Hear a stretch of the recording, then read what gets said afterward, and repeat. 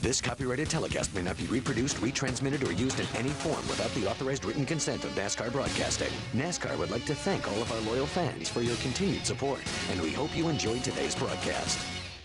Qualifying run yesterday in the 20, but impressive that he's staying up there with Boris said. Whoa, big blow up there is Stacy Compton. Not a good weekend for him. Kingsford charcoal Ford. He backed it into the wall in qualifying. This is a backup car. Woo. A lot of water and whatnot coming out the pipes. Yeah, that's going to bring out a caution because that's fluids. Now, the way the caution is displayed here is two different ways.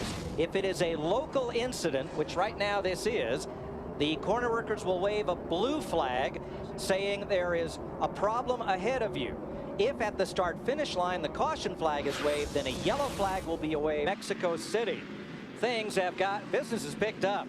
Jamie McMurray and Adrian Fernandez have had a little bit of bumping and shoving that has ended up in both cars going off the course and coming back on. And McMurray's on pit lane. Here's the first of it. You see McMurray, he's loose. He's loose up in front of Adrian, and Adrian gets a little run on him right there and knocks him sideways. Doesn't spin him out. But then later on, that's Jamie. He got up on the turtles, and the car got loose with him, and he couldn't correct it. Yeah, so that was not any kind of retaliation. What did you say at the beginning of the show? Beware of the turtles. Beware of those turtles. So they're off in the runoff area, allowed to push that car.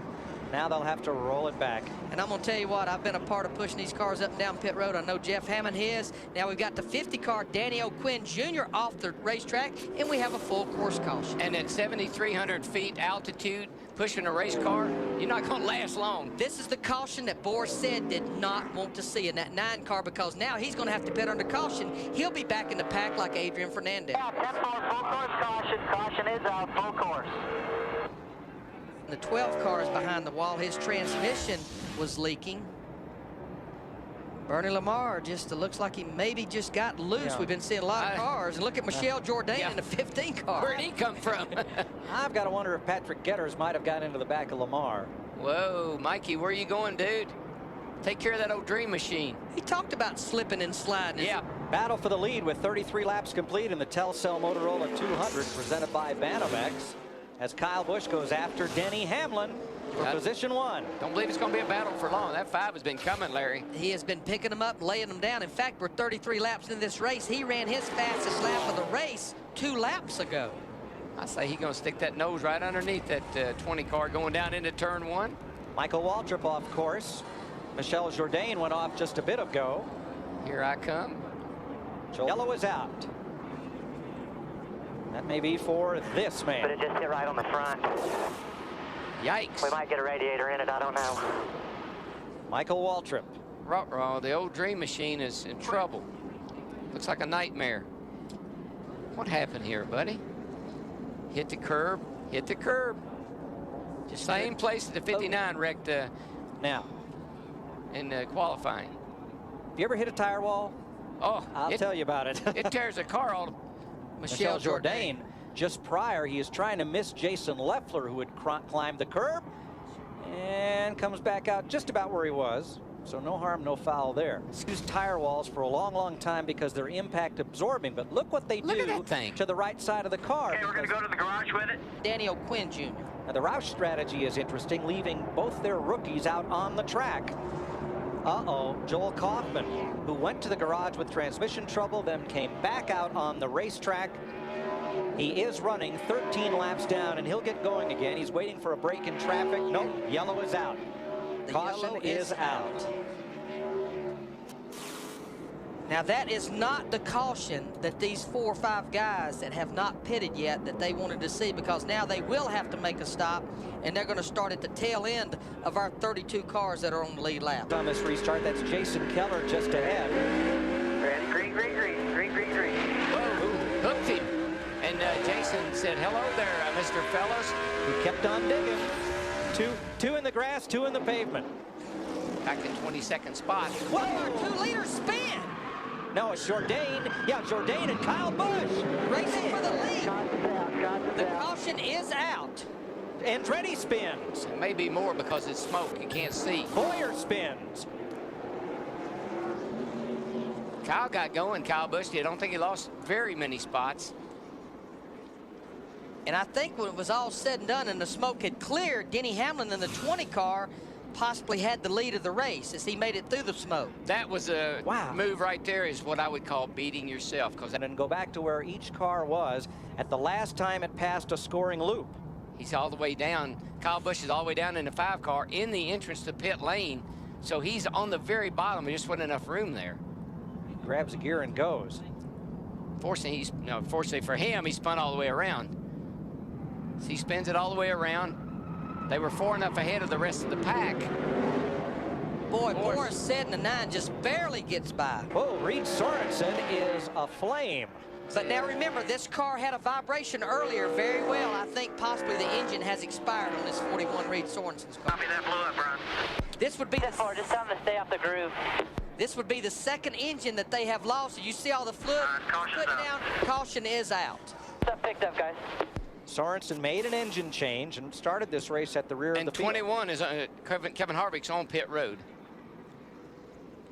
Well, either way, he was going to be at the back of the field. Either way, had he have not pitted now and waited till the caution come out, so either way, he's going to be at the back. Well, he does his pass through, and that means he will restart apparently 32nd when we go.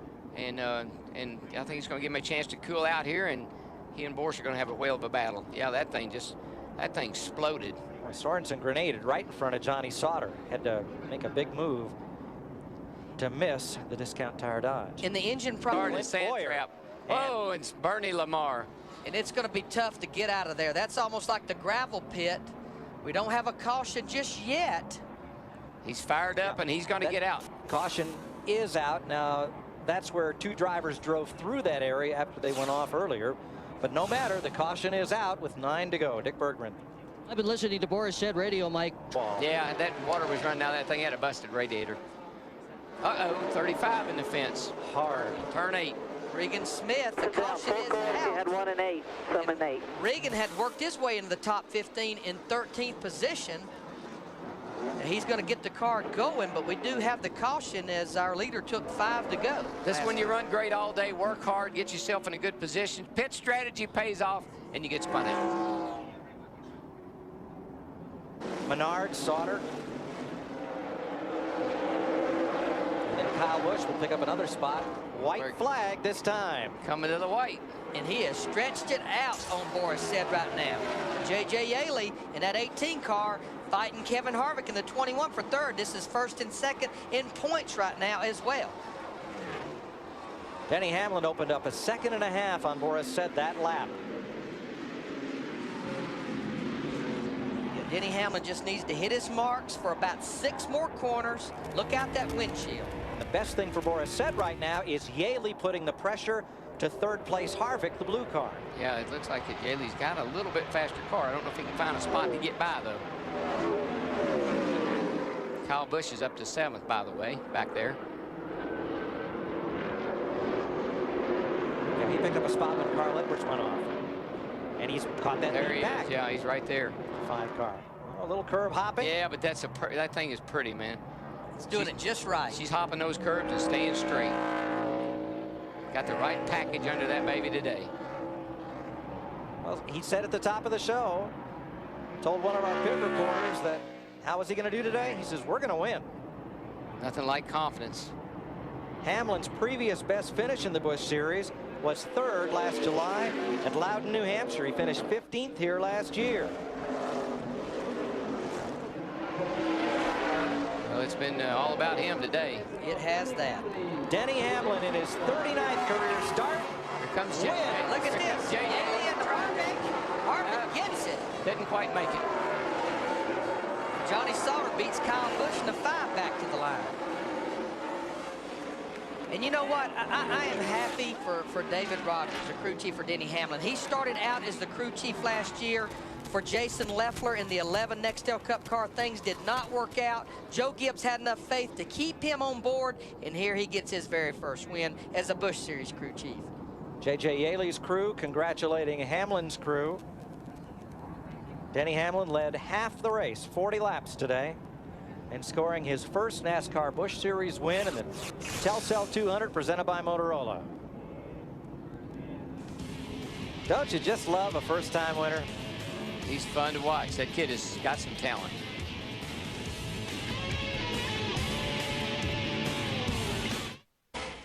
This copyrighted telecast may not be reproduced, retransmitted, or used in any form without the authorized written consent of NASCAR Broadcasting. NASCAR would like to thank all of our loyal fans for your continued support, and we hope you enjoyed today's broadcast.